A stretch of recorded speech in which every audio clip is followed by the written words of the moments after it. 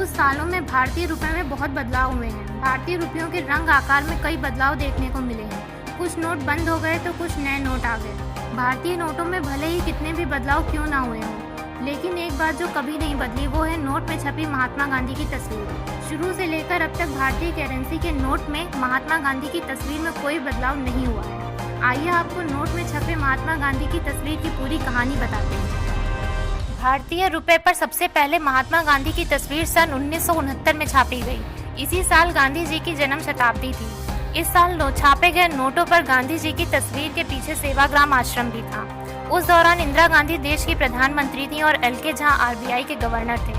वहीं साल 1987 में पहली बार देश में 500 रुपए का नोट जारी हुआ, जिस पर गांधी जी की तस्वीर छपी थी। मोहनदास करमचंद गांधी, महात्मा गांधी या फिर बापू, किसी भी नाम से बुलाएं, आज़ादी के हर पर्व पर राष्ट्रपिता को जरूर याद किया जाता है। ऐसे में उनकी कुछ रोचक कहानियां आपको जरूर जाननी चाहिए। ये तो सभी जानते हैं कि महात्मा गांधी ही वो शख्स हैं जिनकी तस्वीर को भारतीय करेंसी के ट्रेडमार्क के रूप में इस्तेमाल किया गया। लेकिन क्या आपने कभी ये सोचा है कि उनकी ये तस्वीर आखिर आई कहाँ से और क्यों देश की सरकार और आरबीआई ने महात्मा गांधी की ही तस्वीर को इस्तेमाल किया?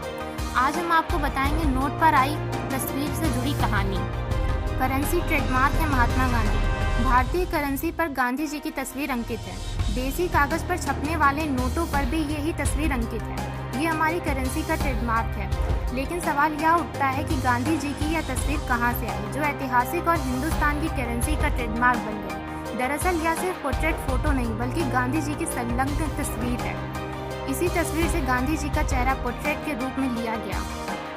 यह तस्वीर उस समय खींची गई जब गांधी जी ने तत्कालीन बर्मा और भारत में ब्रिटिश सेक्रेटरी के रूप में कार्यरत फ्रेडरिक पैथिक लॉरेंस के साथ कोलकाता स्थित वायसराय हाउस में मुलाकात की थी। इसी तस्वीर से गांधी जी का चेहरा पोर्ट्रेट के रूप में भारतीय नोटों पर अंकित किया गया। आज हम भारतीय नोटों पर गांधी जी का चित्र देख रहे हैं, जबकि इससे पहले नोटों पर अशोक स्तंभ अंकित हुआ करता था। रिजर्व बैंक ऑफ इंडिया द्वारा 1996 में नोटों में परिवर्तन करने का फैसला लिया गया। इसके अनुसार अशोक स्तंभ की जगह राष्ट्रपिता महात्मा गांधी का फोटो और अशोक स्तंभ की फोटो नोट के बाईं तरफ निचले हिस्से पर अंकित कर दी गई। अभी तक 5 रुपए से लेकर 1000 तक के नोट में गांधी जी की फोटो दिखाई देती है। इससे पहले 1987 में जब पहली बार 500 का नोट चलन में आया तो उसमें गांधी जी का वाटरमार्क यूज किया गया था।